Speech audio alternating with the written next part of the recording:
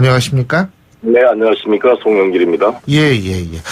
자, 이제 뭐, 하루밖에 안 남았어요. 그죠? 네네. 예. 지금 기분이 어떠세요? 네, 뭐, 기도하는 심정으로 최선을 다하고 있습니다. 물론 그렇죠. 예. 네. 참, 여러 가지로. 예, 말씀하세요. 어제 저희가 선대본부장 회의를 어젯밤에 했는데, 예. 이제 오늘하고 내일까지 이렇게 정리를 했습니다. 598 투대문 한 번 더. 어떻게요?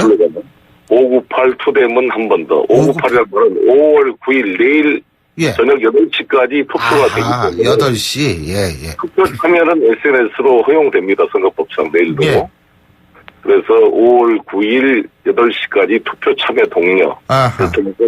투표해야 대통령이 된다. 문재인이 투대문. 그다음에 한 번 더 전화하고 한 사람 더 설득하고 한 번 더 카톡 보내자 이런. 예. 네. 그렇군요. 근데 이제 오늘 12시까지죠. 밤 12시까지 선거운동이. 네. 그죠? 예. 네. 변수가 있다면 어떤 게 변수가 있을까요? 특별한 변수는 없는 것 같습니다. 이제 얼마나 많이 참여를 높이냐의 문제인데 지난 일주일 동안 약간 유승민 후보에 대한 동정표가 좀 늘어서 유승민 후보와 심상정 간에 이제 이 다툼, 순위 다툼이 있는 것 같고요. 그다음에 예. 이 안철수 후보와 이 홍준표 후보 간에 순위 다툼이 있는 것 같습니다. 순위 다툼만이 있지 홍준표 후보가 주장하는 골든 크로스 같은 거는 없다. 그죠? 예? 그것은 이런 면이 있는 것 같아요. 일단 아시다시피 이 국정농단에 대한 책임으로부터 자유로울 수 없는 자유한국당이고 예. 홍준표 후보 본인 자체가 여러 가지 결격 사유가 있을 뿐만 아니라 현행 헌법 84조에 따르면 예. 대통령은 재직 중에 내환 외환의 죄를 범하는 것을 제외하고는 형사상 소출을 받지 아니한다 이렇게 예. 돼 있지만 홍준표 후보는 재직 중에 일어난 사건이 아니라 이미 정치인 시절에 있는 행위로 기소가 돼서 1심 유죄 판결을 받고 항소심에 무죄 판결을 받았다 그러지만 그게 아주 문제가 있는 판결에서 대법원에서 파기될 가능성이 높은 사안입니다. 그래서 만약에 파기가 되면 사실상 대통령직이 성실이 또 되는데 이런 불안정한 후보한테 보수 세력이 결집하는 것은 근본적 한계가 있습니다. 그래서 또한 유승민이라는 이제 새로운 보수를 표방하는 후보가 있기 때문에 이 결집의 그 정도가 일부는 되겠지만 한계가 있다 이렇게 봅니다. 대통령직 상실 가능성이 있다.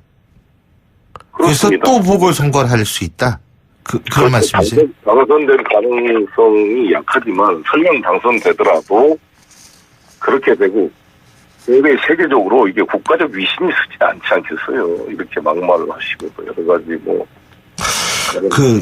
논란도 많은 분이고. 그 막말 말씀하시니까 제가 조금 여쭤보는 게 더불어민주당 문재인 후보 측의 문용식 가짜뉴스 대책 단장 지금 사임을 했죠. 이 PK 바닥 민심을 패륜 집단이라는 표현을 써서 지금 논란이 일었는데요. 이 PK 민심에 영향은 없다고 보십니까?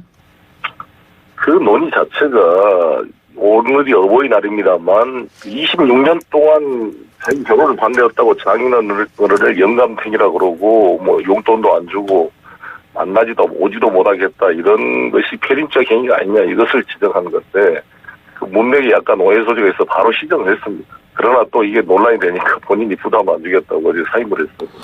예. 그러나 본 취지는 근데 장인어른도 아버님인데 그 어버이날을 맞이해서 다시 한번 그런 태도에 대한 지적을 한 거로 봐야겠죠. 취지는 나중에 얘기를 한 겁니다만 처음에 문용식 그 전 단장이 쓴 지금 문맥에 오해의 소지가 있다고 말씀하셨는데 그 오해의 소지가 있기는 있었던 거죠?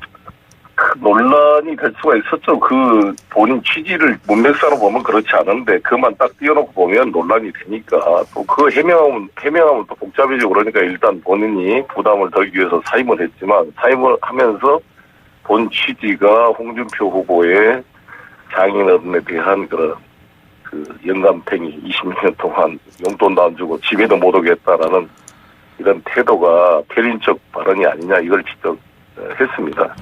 지적한 건데 이제 문맥상으로는 오해 소지가 좀 있었다 이 말씀이신데 자 지금 샤이보수층이 다시 결집할 것이다. 자유한국당 측에서는 이렇게 얘기하고 있고요. 국민의당 측에서는 샤이 안철수가 있다. 지금 이러고 안풍이 다시 일어난다. 자, 어떻게 보십니까? 저는 이 샤이 보수층이란 말도 적절치 않는 게 홍준표 후보가 헌법재판소의 박근혜 대통령 탄핵 인용 결정을 지금도 부인하고 있거든요. 예. 사기 탄핵이다, 정치적 탄핵이다, 뭐 이런 표현을 쓰고 있는데, 그러면 이게 대한민국 헌법 질서를 존중하지 않는 후보가 대통령이 될 자격이 있는가 싶습니다. 과연 이게 보수인가? 보수의 가치가 뭔가? 보수의 가치는 혁명적인 방법이나 어떤 다른 선동적인 방법으로 권력이 교체되고 이런 게 아니라 사법적 절차에 따라서, 헌법적 절차에 따라서 되는 것을 존중하는 것이, 뭐 보수나 진보나 다 해야 되는 거지만 특히 보수 쪽이 강조하는 것인데, 이것을 부인하는 세력을 저는 보수라고 볼 수가 없습니다. 그래서 저는 유승민 후보의 바른정당을 보수로 봐야 되고, 여기는 국정농단 세력과 그 비호 세력이다, 이렇게 규정하는 게 맞다, 이렇게 생각합니다.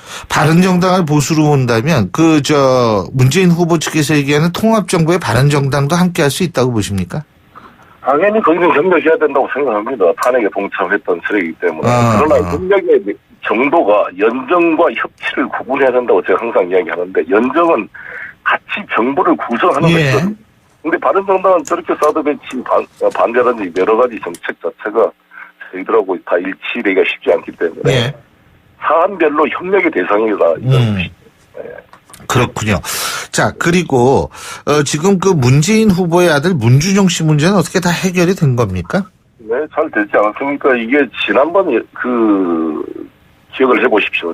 지난 대선 때 김경준 씨가 입국한 걸 가지고 홍준표 당시 당대표가 한 그 이상한 사람의 가짜 편지를 기초로 기획 입국사를 막 떠들었습니다. 예. 근데 결과적으로 나중에 다 허위인 게 드러났어요. 이것도 마찬가지. 지금 문준영이랑 같이 유학했던 사람, 이름도 모르는, 이 신원도 밝히지 않은 사람의 말을 변조해서 녹음해가지고 이걸 하는 것이 실제로 거의 같이 했던 동료가 발언을 통해서 다 해명이 돼서. 근데 친구들의 발언이 문재인 후보의 자서전에 나왔던 얘기하고 배치가 된다고 그러더라고요. 문준용 씨 그 친구분들이 이 문준용 씨 전혀 그런 사람 아니다. 성명 내지 않았습니까? 하태경 의원이 이제 그런 문제를 지적하고 있는 것 같은데요. 네. 그런 저승을 초치하더라도. 예. 제가 알고 있는 문재인 후보나 이런 사람은 자신의 권위를 이용해서 아들 이런 걸 할 분이 아니라고 생각합니다. 알겠습니다. 그리고 문준용이가 워낙 또 뛰어난 자기 실력을 가지고 있어요. 파스포크를 넣어서 모마의 작품이 전시될 정도면 뛰어난 친구라고 봐야 되죠. 예. 자, 지금 이제 마지막으로 말이에요. 우리 유권자들에게 하시고 싶으신 말, 어떤 말씀 있으세요? 대한민국이 어렵습니다.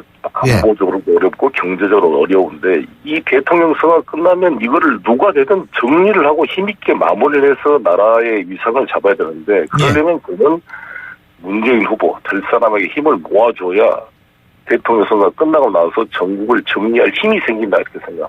자, 꼭 힘을 모아주실 것을 부탁합니다. 될 사람이라고 말씀하셨는데 예상 득표율 얼마나 잡고 계세요? 저희들은 가능한 과반수가 넘었으면 하는 바람을 가지고 있는데, 또 저희가 그러나 겸손한 자세로 한 표 한 표가 중요한 자세로 뛰겠습니다. 예, 잘 알겠습니다. 네. 이제 시간 여태까지 쭉 달려오시느라고 수고 많이 하셨죠. 네, 진짜. 예. 오늘 말씀 여기까지 듣겠습니다. 고맙습니다. 네, 감사합니다. 지금까지 더불어민주당 송영길 선거대책총괄본부장이었고요. 신율의 출발새 아침 1부 순서 여기서 줄입니다. 잠시 뒤 2부에서 뵙겠습니다. 소통의 아침을 여는 공정한 목소리, 신율의 출발 새아침. 신율의 출발 새아침 2부 순서, 먼저 광고부터 듣겠습니다. YTN 라디오 신율의 출발 새아침. 자, 19대 대선 하루 앞두고 있죠. 그래서 5당 캠프 전략 차례로 들어보는데요. 자, 앞서 1부에서는 더불어민주당 입장 들어봤죠. 참고적으로 이게 기호 순서로 나가는 것은 아니라는 점 여러분한테 일단 말씀을 드립니다. 그리고 이 순서는 사실은 각 당 캠프에 있어서의 시간이 되는 순서다. 여러분이 이렇게 이해하시면 됩니다. 자, 이번엔 자유한국당의 입장 들어보겠습니다. 자유한국당 정우택 선대위원장 전화 연결하겠습니다. 안녕하십니까? 네, 안녕하십니까? 예. 지금 홍준표 후보 측에서 골든 크로스 이런 얘기 하더라고요. 예? 네. 그렇게 생각하세요?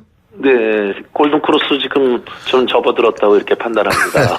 5월 2일까지 여론조사 발표가 있지 않습니까? 그때 여러 가지 발표가 나왔습니다만은 저희들은 그때 이미 소위 실버 크로스는 지났다. 그래서 안철수 후보는 제꼈다고 보고 있고요.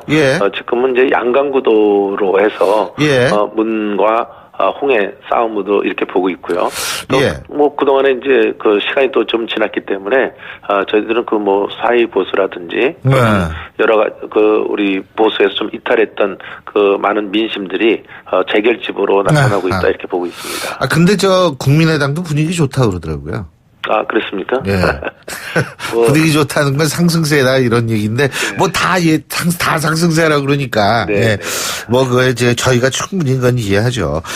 자, 지금 보도에 따르면 홍준표 후보 12분이죠. 바른정당에서 오신 의원들 복당시키고 친박 징계 해제 지시했다 그러는데 이제 복당되고 징계 해제된 거죠. 그건 저는 정치적 선언이라고 보고 있습니다. 그러니까 이번에 104조 당원의 104조의 당무 우선권을 가진다 선거 기간 중에 이런 언급이 있습니다. 그렇지만 모든 절차가 당원상의 모든 규정 또는 절차를 초월할 수 있는 초당원적 조항이라고는 저희들은 생각하고 있지 않습니다. 그렇기 때문에 이 문제는 홍준표 후보가 당 화합과 대선 승리를 위한 대통령 후보로서의 고뇌에 찬 정치적 선언이다 이렇게 보고 있고요. 또는 저는 그 말씀에는 공감을 합니다. 대선 후보로서 당연히 모든 것을 포용하고 또 보수 결집 차원에서 그런 말씀을 하신 것에 대해서는 공감을 하고 있습니다. 그러니까 아직 12명의 의원들은 공중에 붕 뜬 상태군요, 지금. 글쎄요, 저는 그것을 이제 어떻게 해석해야 될지 모르겠는데. 복당이 안 됐으면 공중에 붕 떠 있는 거죠. 대통령 후보 한마디에 그것이 복당이 되고 안 되고 이렇게 하는 것은 아니다. 이건 아직 안 된 상태는 맞는 거죠. 저는 정치적 선언이다 이렇게 보고 있습니다. 알겠습니다. 또 한 가지는요. 자, 일부에서 더불어민주당 송영길 선거대책 총괄본부장의 얘기 들을 때 이런 얘기를 하더라고요.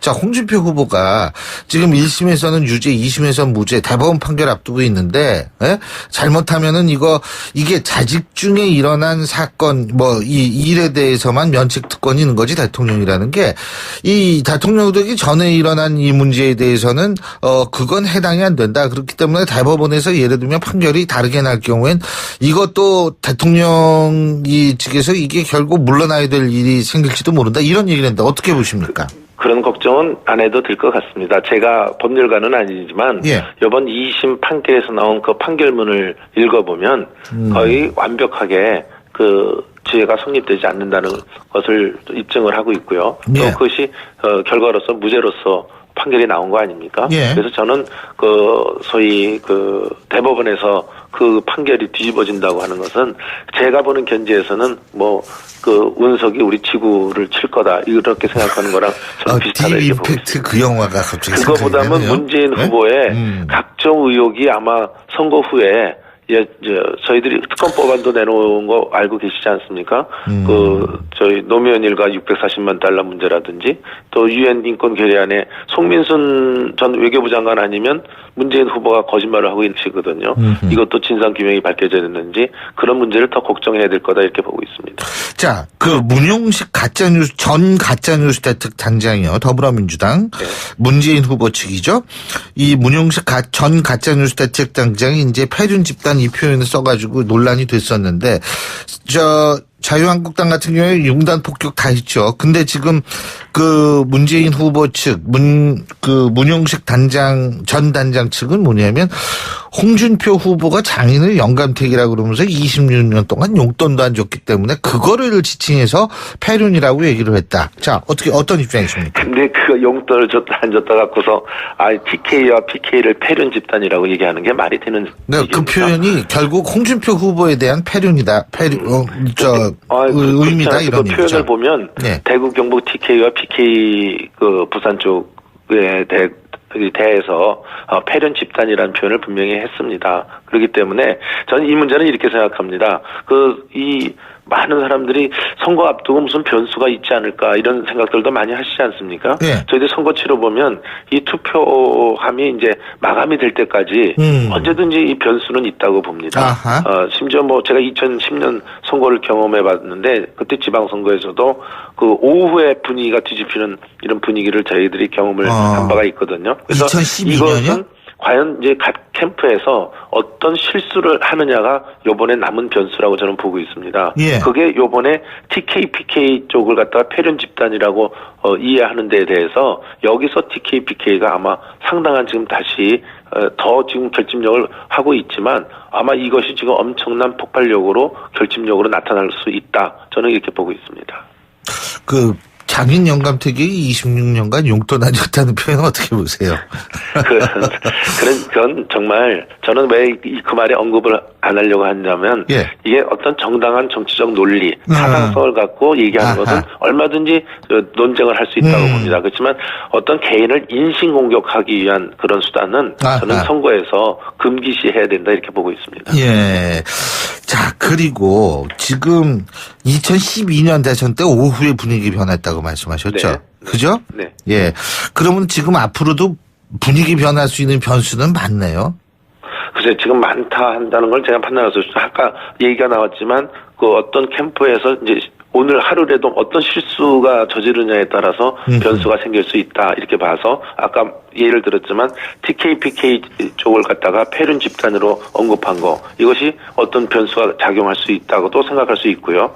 지금 나머지는 이제 저희들 쪽에서 봤을 때는 지금 문재인 후보가 소위 뭉개고 있는 각종 의혹들이 지금 많이 있거든요. 그것들이 오늘 하루라도 또 어떠한 소위 도화선이 새롭게 생길지, 계기가 될지, 이런 것도 변수가 있기 때문에, 하여튼 오늘 하루도 끝까지 방심하지 않고 최선을 다하는 이런 캠프의 모습들이 보여질 거다, 이렇게 보고 있습니다. 자, 마지막으로 말이에요.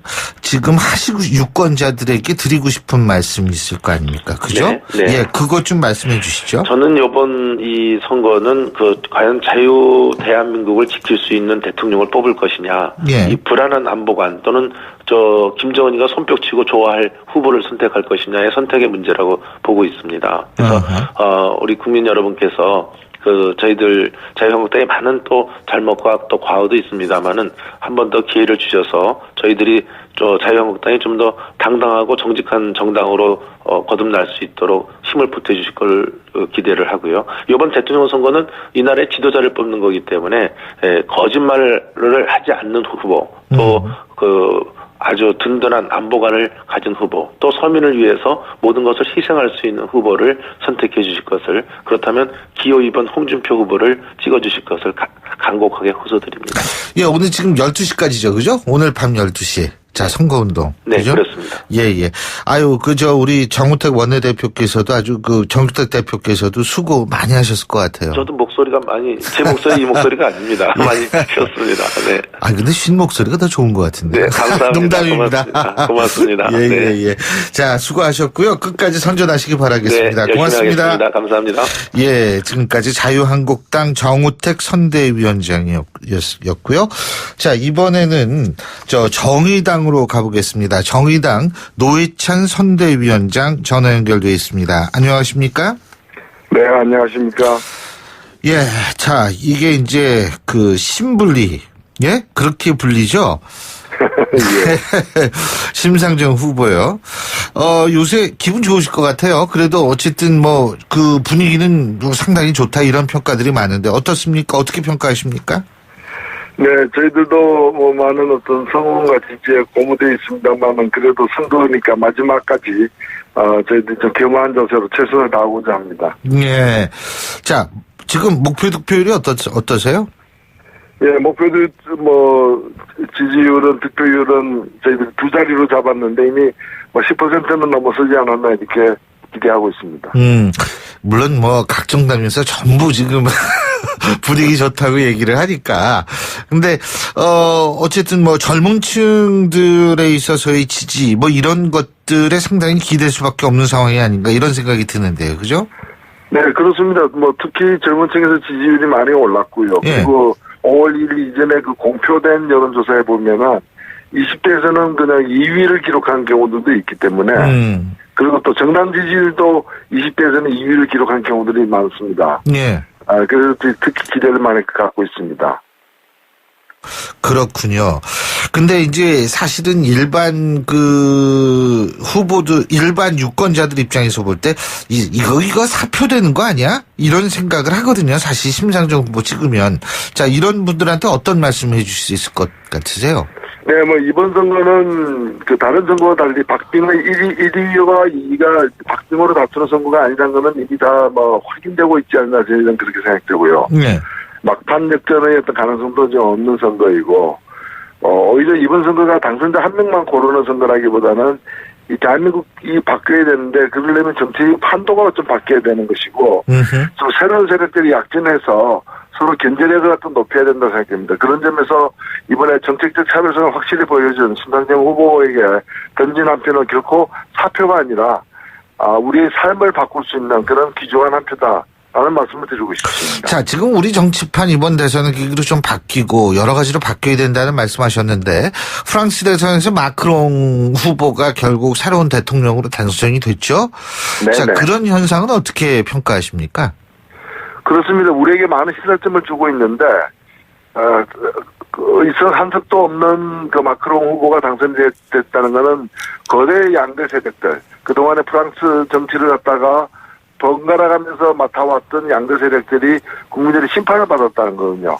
한 세력만 심판을 받은 게 아니라 두 세력 모두 심판을 받았다는 점에서 우리 경우에도 지금 박근혜 정부가 실패했다고 해서 그 다음에 다 야당이 반사익만 얻는 식으로 시계추처럼 왔다 갔다 하는 식으로 해서는 대한민국 정치가 발전이 없기 때문에 새로운 세력을 키우는 계기로 이번 선거가 작동해야 된다 생각합니다. 자, 근데 지금 부동층이 어느 정도 있다고 보십니까? 내일이 선거인데? 예, 부동층이 꽤 이번에 조기 선거이고, 예. 그리고 아주 특수한 좀 상황에서 치러지는 선거다 보니까 자신의 마음에 드는 최적합 후보가 없어서 부동층인 무당파에서 부동층인 경우도 있겠지만은 그런 부분들이 꽤 있다고 보여지고 이런 부분들이 마지막까지 좀 관망하는, 그래서 이 부동층 중에 일부는 투표 참가까지도 포기하는 그런 경우도 다 나올 수 있을 것 같습니다. 그렇군요. 한 몇 %로 보시죠? 예, 현재 직전 여론조사에서는 한 20% 정도 나오는데 마지막까지도 그것이 유지될 수도 있다고 저는 보고 있습니다. 그렇군요. 자, 각 캠프마다 공통적으로 질문 드리는 건데, 지금 이제 하루밖에 안 남았는데, 정확히 얘기해서 밤 12시까지니까요. 앞으로 변수가 있다면 어떤 변수가 있다고 보십니까?